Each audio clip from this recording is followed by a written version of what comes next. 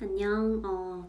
이번 동영상 강의를 듣는 친구들은 2학년 2반하고 2학년 7반일 텐데 오늘 배울 내용이 저번 시간 쌍방향 수업에서 했던 거 이어서 동양사상과 한국 사상의 연원을 살펴볼 거예요. 연원이라는 거는 어디에서부터 왔느냐 하는 내용들인데 선생님이 학습지를 오늘 나눠주고 동영상 강의를 했어야 했는데 잊어먹었어요. 그래서 그 우리 담벼락 사이트에 있는 PDF 파일 보면서 해도 되고 인쇄 가능한 친구들이 인쇄해서 빈칸 채워 넣고요. 그게 어려운 친구들은 잘 설명 들어뒀다가 필기했던 부분 캡처해서 이 영상 캡처해서 나중에 여러분들 자율학습할 때 이렇게 적어 넣어도 돼요. 선생님이 학습지를 뭐 걷어서 검사하거나 점수 주는 건 아니기 때문에 시험 공부를 위한 거니까 알아서 공부하도록 합니다. 학습지는 선생님 다음 시간에 학교에서 나눠줄게요. 우리 7반은 오늘 2시간이잖아요. 그래서 1시간은 요 강의 듣고 1시간은 쌍방향으로 선생님 만날 거예요. 그리고 그 다음 수요일이나 목요일에 선생님이 될 수 있으면 할 수 있으면 학습지 미리 나눠줄게요. 우리 어디까지 했냐면 여기까지 했어요. 유교, 불교, 도가까지 쌍방향 수업에서 알아봤고 지금부터는 동양윤리 사상의 특징 여기 살펴볼 거예요. 그래서 선생님 얼굴은 여기까지만 나오고 이제는 말로만 설명할 테니까 집중해서 잘 들읍시다. 자, 오늘 배울 내용은 동양윤리 사상의 특징을 이렇게 3가지 배울 거예요. 첫 번째는 유기체적 세계관인데 유기체적 세계관은 서로 연결되어서 굴러간다라는 뜻이거든요. 자, 유교랑 도가 먼저 볼게요. 주역이라는 책이 나와 있는데 이 주역은 동양의 고전이에요. 엄청 오래된 고전이고 이 동양 고전인 주역의 영향을 유교도 받고 도가도 받았고 한자 문화권에 있는 국가들은 거의 대부분 영향을 받았다고 보면 돼요. 이 주역에서는 대대 개념이라는 게 나오는데 이 대대 개념은 음과 양의 관계를 이야기하고 쉽게 말해서 짝지어서 이야기를 하는 거거든요. 교과서 29쪽의 오른쪽 아랫부분 보면 음양 짝지어 놓은 거 나와 있어요. 같이 한번 볼게요. 자, 대대 관계의 대표적 사례 나와 있죠. 이 양자는 볕 양자고 음자는 그늘 음자예요. 그래서 볕 양자는 따뜻한 성질, 그늘 음자는 차가운 성질을 의미하고 이 주역의 관계가 어디까지 영향을 미치냐면 여러분 한의학에서 양자와 음자가 들어가는 경우가 있어요. 사람의 체질을 설명할 때 태양인, 소양인, 태음인, 소음인 이렇게 이야기하죠. 우리 몸이 따뜻한 성질을 많이 가지고 있느냐, 차가운 성질을 많이 가지고 있느냐에 따라서 체질을 그렇게 나누잖아요. 그만큼 우리 한자 문화권에서는 이 주역의 영향력이 크다는 거. 이 음과 양의 관계를 보면 지금 양은 따뜻한 성질의 것들이 많이 나와 있어요. 봄과 여름이라든지 낮이라든지 강함, 체움, 남성 이런 뜻을 가지고 있고 음은 가을과 겨울, 차가운 성질이죠. 밤, 여성, 부드러운 비움과 같은 차가우면서도 부드러운 성질의 것들이 많이 나와 있어요. 그래서 이 음과 양의 관계를 어떻게 보면 되냐면 여러분 요 그림 선생님이 그렸던 거 기억나나 모르겠어요. 이렇게 생긴 거 있죠. 태극공 같이 생긴 거. 자, 여기서 보면 이 물결 모양, 곡선 모양은 딱 이분법적으로 직선으로 나누지 않았다는 점에서 좀 조화롭게 이렇게 관계 맺고 있구나라는 걸 여러분들 알 수 있고요. 또 하나는 이렇게 하얀색이 양이고 까만색이 음이라고 했을 때 각각 까만색과 하얀색 점들이 조금씩은 들어가 있잖아요. 어느 것도 완전한 양은 없고 어느 것도 완전한 음은 없다는 것을 의미하기도 하고 서로 의존 관계에 있다는 것을 의미하기도 합니다. 그래서 빛과 그림자를 생각해 보면 빛 없이는 그림자가 존재하기 어렵겠죠. 그죠? 그림자 없이도 빛이 존재하기는 어렵겠죠. 그래서 빛과 어둠이라는 것들은 서로 관계되어 있고 서로 의존되어 있어요. 그쵸? 그래서 대대라는 건 서로 다른 성질의 것이 대립하면서도 서로 조화롭게 의존하고 있다는 점을 이야기합니다. 그래서 내용을 정리해보자면, 필기해보자면,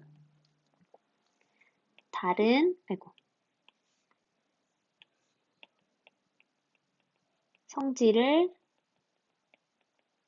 가진 것들이 서로 대립하면서도 서로 의존함. 어떤 관계인지 이해가 좀 가죠. 그래서 서로 다르지만 서로 의존하고 있다는 점. 그래서 이 내용은 만물의 조화로운 관계를 바탕으로 세계를 파악한다는 점을 나타내기도 합니다. 자, 이번엔 불교에서 연기 개념을 알아볼 건데요. 연기의 이 연은 연기가 여러분 피어오르는 연기 막 이런 것들이 아니라 이 연기는 인연 연자 일어날 기자예요. 모든 것들이 연결되어서 일어난다는 건데 선생님이 정의를 먼저 해보고 설명 들어갈게요. 만물은 수많은 원인과 조건에 따라 생겨나고 공존함. 이라는 의미를 지니고 있는데 수많은 원인과 조건에 따라 일어난다고 했죠. 선생님이 그림을 하나 그려볼게요. 자, 여러분들이 어떤 남성이 길을 가다가 깡통을 확 찼다고 해봅시다. 이 깡통이 날아서 어떤 사람의 머리에 팍 맞은 거예요. 어때요, 기분이? 언짢겠죠? 이 언짢은 기분으로 회사에 출근했어요. 이 사람은 어느 회사의 상사였는데 어떤 그 부하 직원이 프로젝트 제안서를 가지고 왔는데 완전 별로인 거야. 근데 이 사람 지금 화난 상태잖아요. 그래서 그냥 곱게 말해도 될 일을 엄청 화를 내면서 어디 이딴 제안서를 가지고 왔어. 일 똑바로 안 해 하면서 막 화를 낸 거야. 그래서 이 사람이 집에 가다가 기분이 나빠서 눈에 보이던 깡통을 발로 뻥 차요.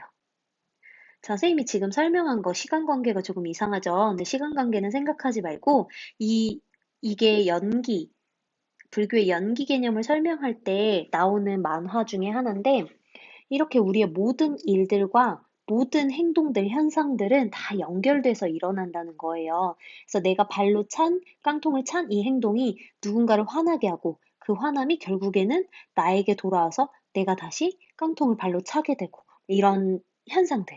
현상들이 수많은 원인과 조건에 따라 생겨나고 공존하는 것이지 어떤 것도 그냥 우연히 일어나는 것은 아니다라는 점을 이 연기 사상에서 이야기해 줍니다. 그래서 이 연기 사상을 통해서 우리가 알 수 있는 점은 만물이 서로 다 의존하고 있다는 점, 그리고 그래서 서로에게 감사하는 삶을 살아야 되고 서로에게 피해를 주지 않아야 하고 서로의 생명에 좀 더 관심을 가져야 한다는 점을 좀 더 나타낸다고 보면 돼요. 그래서 나중에 자세히 배울 거기 때문에 간단하게만 이야기하고 넘어갈게요. 그래서 서로 연결되어서 일어난다. 모든 현상은 그냥 우연히 갑자기 생겨나는 것이 아니다. 라는 것들이고, 이 유교도가 불교의 생각들이 유기체적 세계관, 동양윤리의 유기체적 세계관을 나타내요. 서로 연결되어 있는 채로 맞물려서 일어난다라는 것을 의미한다는 점. 자, 두 번째로는 공동체적 관점인데요. 이 공동체적 관점은 서양의 개체적 관점과 비교되어 설명돼요. 서양에서의 개체적 관점은 선생님이 저번 시간에 동영상 강의에서 소개했었던 유튜브 영상 있죠. 모든 물체들은 개별적으로 존재한다, 독립적으로 존재한다고 본 반면에 동양은 모든 1 플러스 1이 단순히 2가 아니라 그 개체들이 모이고 모여서 하나의 공동체, 하나의 어떤 기운이 만들어진다라고 봤어요. 그래서 개체적 관점과는 달리 우리 개체 하나하나에도 어떤 기운이 존재하고 이 기운들이 모여서 1 플러스 1은 그냥 2가 아니라 플러스 알파, 뭔가 더 많은 기운들이 나타난다는 거. 그래서 우리가 각 반의 분위기가 있고 각 학교의 분위기가 있고 각 마을의 분위기가 있는 건 그냥 개별체들이 모였기 때문에 생겨난 것이 아니라 모이고 그 분위기들이 모이고 또 따로 어떤 것들이 생성이 되었다는 것을 의미합니다. 그래서 공동체적 관점에서 유교, 불교, 도가는 어떤 이야기를 하냐면 어떠한 윤리를 모든 사람들이 다 추구하게 되면 그 공동체가 이상적인 어떤 사회를 이룰 수 있다라고 봤다는 건데요. 먼저 유교부터 보면 유교의 핵심 윤리가 뭐라고 했죠, 여러분? 그쵸. 인이죠. 위에서 살펴봤었죠. 인이었어요, 인. 이 인은 어떤 사상이었죠? 어떤 의미를 가지고 있었죠? 어질 인자면서도 공자가 인에 대해서 묻는 제자에게 인간에 대한 사랑이다. 사람을 사랑하는 마음이다. 라고 이야기했다고 했죠. 이 사람을 사랑하는 마음이라는 건 그 사람에 대한 관심이고 그 사람에 대한 연민이에요. 그래서 사랑의 반대말은 무관심이라고 하죠. 증오가 아니라. 그래서 이 관심과 연민을 모든 사람이 가졌다고 해봅시다. 그러면 사회적 혼란을 극복할 수 있다고 했었는데 모든 사람에게 연민의 마음과 사랑하는 마음을 가지게 되면 그 사람에게 함부로 피해줄 수 있는 행동을 하지 않게 돼요. 그래서 범죄나 누구의 물건을 훔치거나 사기치거나 폭력을 행하는 일들이 줄어들게 되겠죠. 그래서 이 인의 윤리를 모든 사람이 다 가져가게 되면, 다 갖추게 되면 모든 사람들이 더불어 잘 사는 대동사회가 된다고 봤어요. 대동사회는 큰 대자에 같을 동자, 인이라는 덕으로 크게 같아진 사회라고 할 수 있어요. 이 대동사회를 묘사하는 말이 어떤 말이 있냐면 내가 문을 걸어 잠그지 않아도 어느 누구도 내 재산을 훔쳐가지 않는 사회라는 묘사한 말이 나오거든요. 즉, 모든 사람들이 서로에 대해서 사랑하면 누구에게 피해를 주지 않는 대동사회가 올 수 있다고 본 거죠. 이게 공동체적 관점 유교였고요. 불교로 넘어가면 불교의 핵심 사상은 사랑은 사랑인데 인간에 대한 사랑이라기보다는 좀 더 넓은 의미에서 생명에 대한 사랑, 자비라고 했었죠. 이 자비의 윤리를 바탕으로 모든 중생이 번뇌와 괴로움에서 벗어나게 되잖아요. 어떤 사회가 도래하냐면 불국정토가 됩니다. 여러분들 교과서 30페이지에 다 나와 있어요. 불국정토라는 건 부처님의 나라예요. 깨끗할 정자에 토지 할 때 그 토예요. 즉 부처님의 나라, 깨끗하게 번뇌와 괴로움이 모두 없어져서 깨끗하게 부처의 마음으로 살 수 있는 나라가 도래한다라고 봤습니다. 그래서 자비의 윤리를 바탕으로 한다는 거는 이 중생이라는 건 아직 깨달음을 얻지 못한 어리석은 중생 이렇게 들어본 적 있죠. 이 어리석은 중생을 구제해서 깨달음을 얻게 하고 모든 사람들이 그렇게 번뇌와 괴로움으로부터 벗어나게 되면 이 자비의 마음으로 불국정토를 만들어낼 수 있다라고 본 거예요. 그다음에 도가의 핵심 사상은 그렇죠. 무위자연이죠. 무위자연. 무위자연은 인위적인 것 없이 스스로 그러함, 자연의 삶이라고 이야기를 했어요. 이 윤리를 바탕으로 탐욕과 경쟁에서 벗어나 소박한 삶을 추구하는 소극과민을 지향했는데요. 선생님이 이야기했죠. 도가는 인간사회의 인위적 규범이나 제도를 거부했어요. 그리고 자연에 따르는 삶을 살아야지만 이 유교에서 말하는 사회적 혼란을 이런 인위적인 규범으로 이룰 수 있는 게 아니라 자연에 따르는 삶을 살아야지만 인간의 본성을 발휘해서 알아서 규칙을 만들고 알아서 잘 살아간다는 거예요. 근데 대신에 큰 규범이나 제도가 없다 보니까 큰 국가를 만들기는 어렵고 조그만한 마을들이 생겨나겠죠. 그래서 작은 나라의 적은 백성이라는 뜻의 소국가민을 만들어낼 수 있다라고 봤어요. 무의자연 윤리를 따라서. 자, 공동체적 관점 이해가 됐나요? 유교랑 불교, 도가 전부 다 그냥 자신의 수양, 자신의 행복만 딱 이야기하고 끝낸 게 아니라 이 사회 공동체가 모두 인, 자비, 무의자연과 같은 윤리를 바탕으로 해서 이러한 이상 사회를 만들어내야 된다라고 봤다는 점. 그래서 여러분 이 동양 윤리사상의 특징에 선생님이 지금 유교, 도가, 불교 이렇게 나눠서 설명하고 있는데 이게 지금은 좀 추상적이게 들리겠지만 나중에 여러분들이 유교, 도가, 불교 다 배우고 나서 이 표를 보면 아 이렇게 구분이 되고 이렇게 비교가 되는구나 하는 생각이 들 거예요. 자, 마지막으로는 개인의 인격 도야를 강조했는데요. 이 역시도 내 인격만 도야한 게 아니라 다른 사람까지도 같이 구제하는 그런 도야 모습을 보여줘요. 유교, 불교, 도가에서 개인의 인격 도야를 열심히 했을 때 이룰 수 있는 이상적인 인간상에 대해서 이야기할 건데요. 유교 같은 경우에는 성인군자 들어봤죠? 성인군자. 군자가 이상적인 인간상입니다. 이 인간상은 나를 수용함과 동시에 타인도 사랑하는데요. 이런 삶을 한자어로 수기 아닌이라고 해요. 수기 아닌. 한문은 보통 뒤에서 앞으로 해석하잖아요. 자기를 수양하고 타인을 편안할 안자예요. 이렇게 쓰는 거. 타인을 편안하게 하는 수기 아닌의 삶을 사는 사람이 군자다라고 이야기했다는 점. 그래서 나를 수용하고 동시에 타인을 사랑해야 한다라고 이야기했고요. 교과서 30페이지 보면은 수기 아닌을 대신해서 이런 말이 나와요. 수신, 제가, 치구, 평천하라는 말이 나오거든요. 여기서 수신은 나를 닦는 거고, 나를 수양하는 거고, 제가는 집을 다스리고, 치국은 나라를 다스리고, 평천하는 천하를 평화롭게 한다라는 뜻인데, 이게 무슨 말이냐면 지금 순서대로 이루어져야 한다는 얘기예요. 어찌 자기 자신의 인성도 못 배운 사람이, 못 수양한 사람이 어떻게 나라를 다스릴 것이며, 자기의 집마저도 콩가루 집안인데 어떻게 나라를 평화롭게 다스리고 심지어 천하를 평화롭게 하냐는 거예요. 그래서 이 유교에서는 나 자신을 먼저 닦고 그 다음 집안을, 그 다음 나라를, 그 다음 천하를 이롭게 다스려야 한다라고 이야기했다는 점. 즉 이렇게 나를 수양함을 통해서 타인, 국가, 그리고 세계까지 이렇게 뻗쳐나가는 어떤 개인적인 인격 도약을 강조합니다. 그만큼 나의 수양이 가장 중요한 거죠. 두 번째, 불교에서는 이상적인 인간상을 보살이라고 해요, 보살. 부처는 신이잖아요. 이 보살은 일반인들 중에서 최고의 경지에 오르는 걸 보살이라고 합니다. 이 보살도 마찬가지예요. 스스로 깨달음을 얻어 지혜로운 것뿐만 아니라 모든 중생을 깨닫게 하는 자비로운 사람, 생명에 대한 관심이 있고 사랑이 있어서 어리석은 중생을 깨달음으로 인도할 수 있는 사람을 이야기해요. 그래서 이것 또한 숙이 아닌가 비슷한 의미로 자리이타라고 합니다. 그래서 자기가 수행한 거는 자신의 이익이에요. 자신의 공덕이죠. 이걸 쌓고 끝내는 게 아니라 타인을 이롭게 해야 되는 거예요. 즉, 중생도 깨달아서 이롭게 하는 인간상을 보살이라고 합니다. 마지막으로 도가는 인위적인 것에서 벗어나 자연에 순응하는 진인에 대해서 이야기하는데요. 자, 보면 아집이나 편견에서 벗어나 일체 대립과 구별을 넘어서 만물과 하나 되는 절대 자유의 경지에 도달한 사람 굉장히 길잖아요. 이 진인을 나타내는 말들이 장자라는 도서에 나와 있어요. 장자라는 도서는 장자가 쓴 책이에요. 이 장자는 뭐라고 이야기를 하냐면 첫 번째로 요것과 관련해서 어떤 사람이 우물에서 물고기가 노니는 걸 보다가 이렇게 이야기하는 거예요. 저 물고기 진짜 못생겼다라고 이야기한 거예요. 그래서 지나가던 장자가 그 이야기를 듣고 이 사람한테 이렇게 이야기합니다.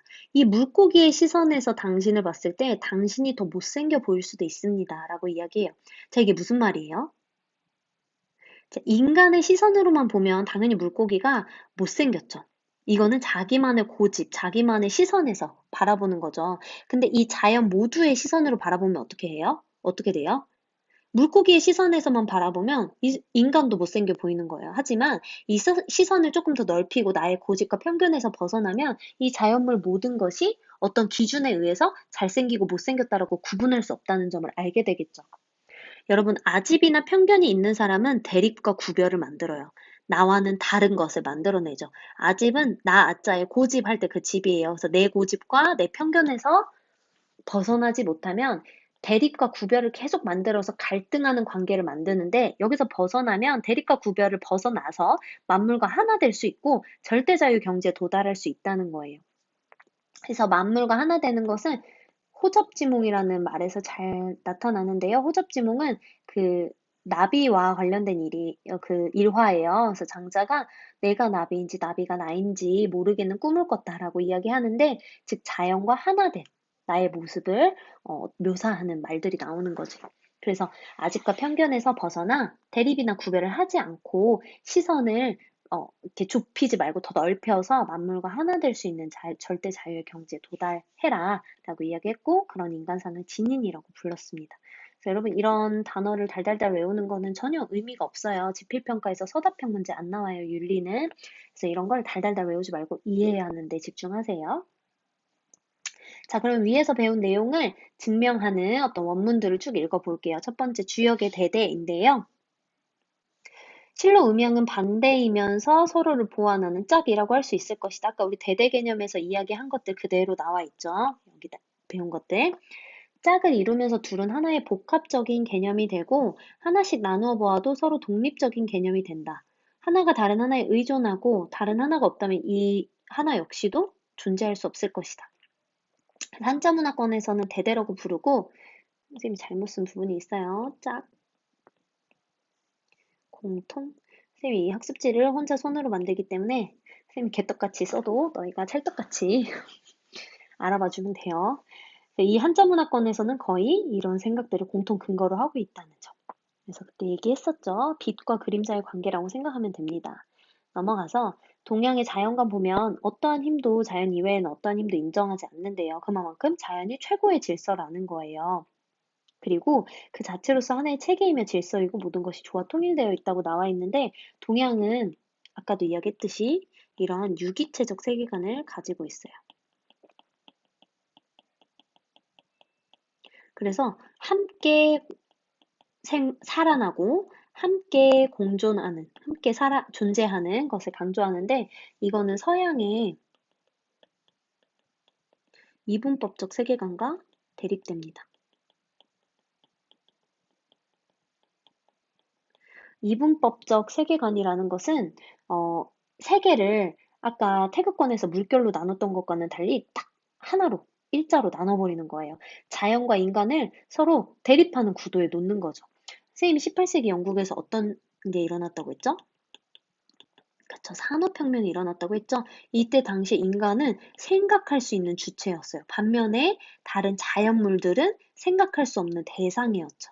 그래서 생각할 수 있는 이 인간만이 주체가 될 수 있었고, 이 주체는 이 대상을 정복하고 지배해도 된다고 생각했어요. 그래서 그때 당시에 과학적인 사고, 그리고 기술적인 사고가 가능했던 인간은 막 자연을 정복하고 지배해서 여러 가지 공장을 세우고 환경 파괴도 엄청 많이 하고요. 나무도 엄청 많이 뱄었어요. 그래서 이게 산업혁명으로 인해서 인본주의, 그러니까 인간이 어, 신 중심에서 인간 중심으로 넘어오게 되면서 인간이 가장 위대하다는 생각 때문에 자연을 정복하고 지배했던 때가 있었다는 점.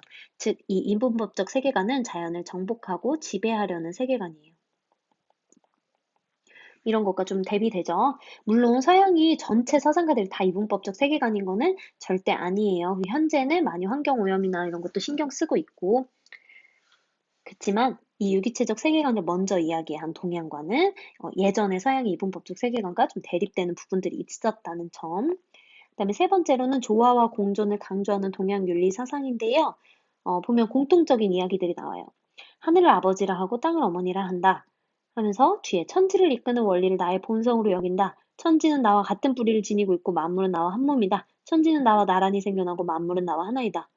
근데 신기하게도 여러분, 이 장제는 신유학자예요. 그러니까 유교학자고, 승조는 불교학자고, 장자는 아까 말했듯이 도가학자예요. 유불도가 다 다른 장소에서 다른 시기에 나타나기도 했는데 모두 공통적인 이야기를 한다는 게 되게 신기하지 않아요? 이게 조화와 공존을 강조하는, 즉 유기체적 세계관을 강조하는 동양윤리 사상의 특징을 이렇게 여실히 보여준다는 점. 근데 특히 유교에서 이런 이야기가 나오잖아요. 천지를 이끄는 원리를요, 천리라고 불러요. 이 천리를 유교에서는요, 하늘에서 인간에게 부여된다고 이야기를 하거든요. 인간이 태어날 때 이 천리가 인간에게 부여되면 윤리가 된다고 봤어요. 즉, 나의 본성인 도덕성이 천리를 닮아 있는 거죠. 하늘을 이끄는 원리를 나의 본성으로 여긴다. 이해가죠? 밑에 불교도 마찬가지로 이야기하고 있고요. 천지라는 거는 하늘과 땅, 그래서 그 자연을 다 이야기하는 거예요.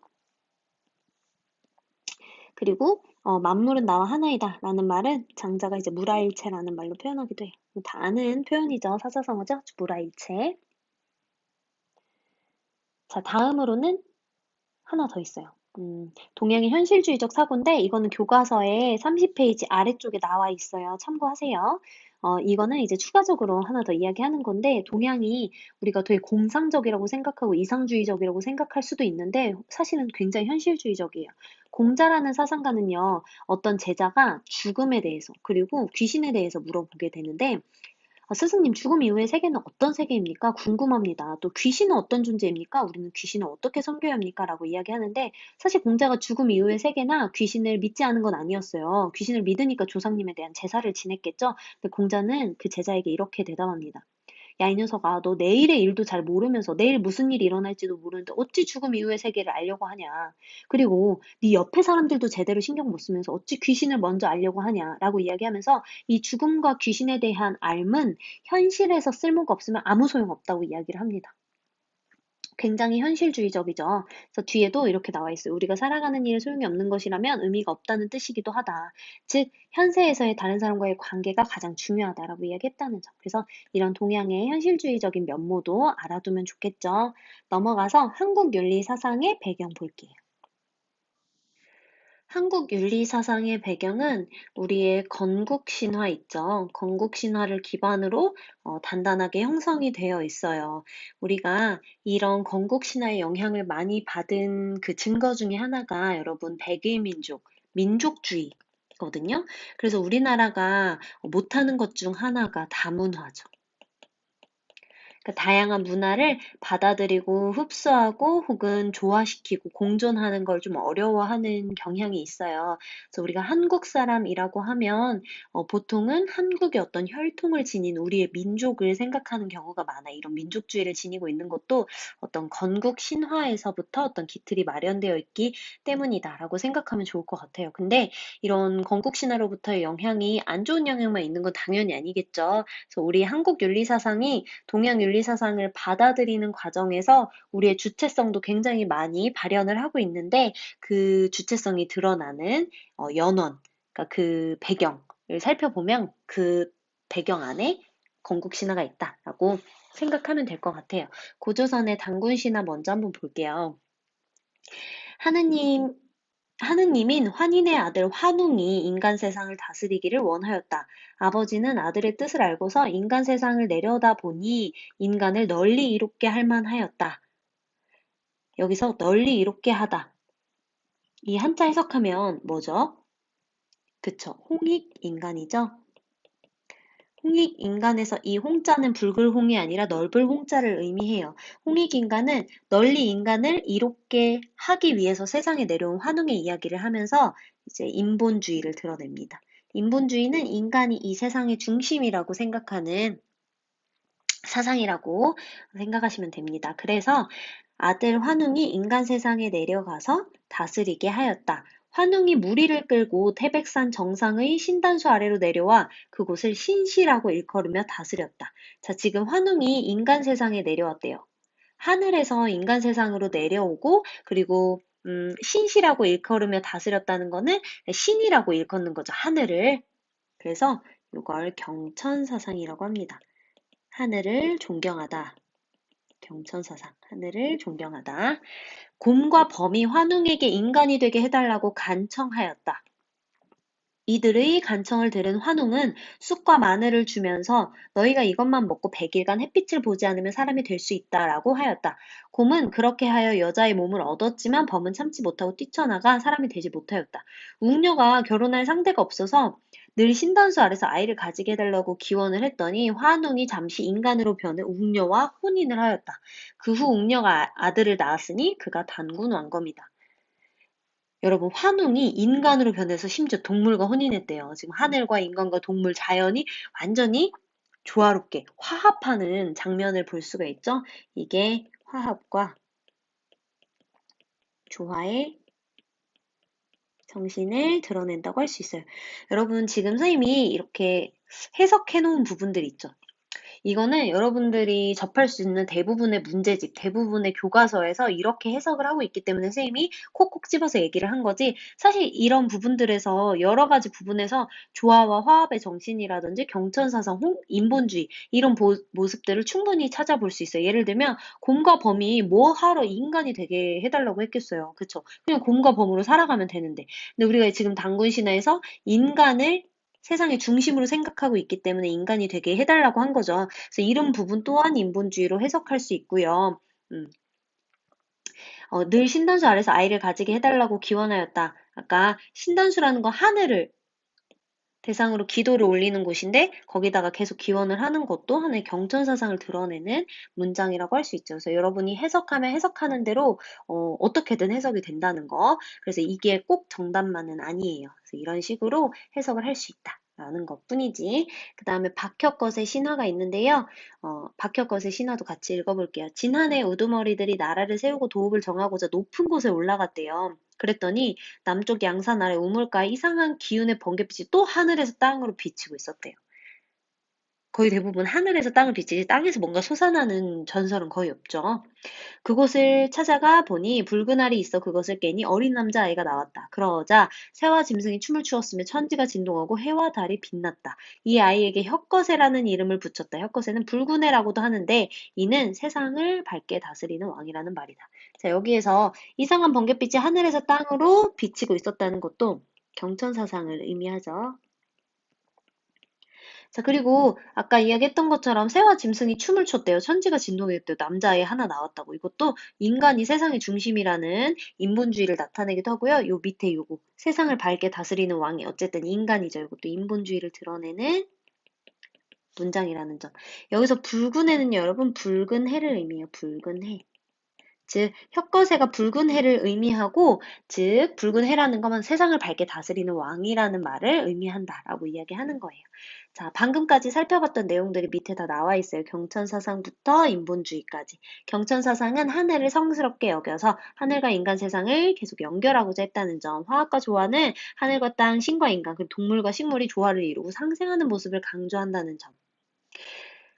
그 다음에 외래 사상을 주체적으로 받아들여서 한국 사상의 범위를 확대하고 수준을 높이는 데 기여했다고 하는데요. 이 화합과 조화의 정신을 가지고 있기는 하지만 어쨌든 인본주의 정신, 그러니까 인간이 중심이 되고 우리가 중심이 되는 것들이 조금은 있어요. 그래서 외래 사상을 받아들일 때 그냥 단순히 싹 다 그냥 아무 필터링 없이 그냥 건네 받은 게 아니라 주체적으로 우리 한국의 상황에 맞게, 대한민국의 상황에 맞게끔 받아들였다는 점을 의미합니다. 그래서 이 화합과 조화의 정신이 한국의 여러 사상에서 드러나고 있어요. 화쟁사상, 성교통합, 청리학, 실학사상. 우리가 나중에 자세하게 배우게 될 텐데, 대부분의 사상들이 서로 대립하는 문제를 화합과 조화시켜서 다투지 않게끔 만드는 어떤 학문의 대통합을 이뤘던 부분들이 나와 있습니다. 자, 그리고 인본주의 정신에서 아까 널리 인간을 이롭게 하다 무슨 단어였죠?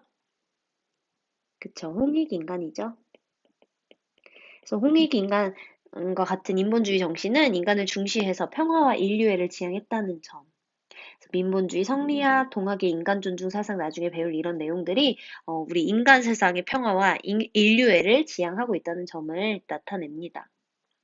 자, 그래서 결론적으로 동양윤리 사상은요, 만물과 조화를 이루고 유기체적 세계관을 가지고 있고 무조건 조화를 이루고 그냥 개별적인 존재가 아니라 공동체적인 존재라는 것들을 드러내고 있고요. 그래서 우리가 평화롭게 살아가기 위해서는 어떻게 해야 되는지 그 방향을 제시한다는 점에서 굉장히 중요하죠. 마지막으로 인류의 행복한 삶. 우리 1학기의 가장 중요한 키워드죠. 행복. 인류의 행복한 삶을 위한 원리와 방법들을 꾸준히 제시하고 있다는 게 동양윤리 사상의 큰 특징입니다.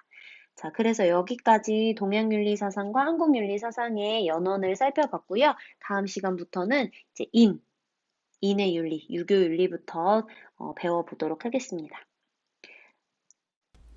얘들아 수업 열심히 들었죠? 지금까지 우리 동양윤리사상과 한국윤리사상의 연원에 대해서 알아봤는데 여러분 수업 잘 들었으면 이 내용들을 토대로 우리 마음일기를 한번 작성을 해볼 거예요. 마음일기는 지금 보이는 윤사 프로젝트 담벼락에서 두 번째 보라색 글씨 있죠? 윤사 마음일기장 누르면 각 반마다 이렇게 선생님이 댓글을 달 수 있게끔 올려놨거든요. 여기 들어가서 댓글로 여러분들 오늘 배운 내용들을 중에서 가장 좀 인상 깊었던 점이나 내 삶을 돌아봤을 때 이런 걸 좀 적용하면 좋을 것 같다 하는 것들을 댓글로 달아주세요. 이름은 쓰는 게 좋은데 혹시 부끄럽거나 이러면 안 써도 괜찮아요. 이 내용들은 전부 다 여러분들 나중에 프로젝트 글쓰기 할 때 글감이 될 내용들이니까 꾸준히 써놓으면 좋겠죠. 그래서 오늘 배운 내용도 댓글에다가 선생님이 하나 만들어 놓은 거 그 밑에 댓글에다가 적으면 됩니다. 그래서 마음일기장 꼭 작성하고 오늘도 수업 듣느라 수고했고 7반은 우리 쌍방향 수업에서 만납시다. 다음 시간에.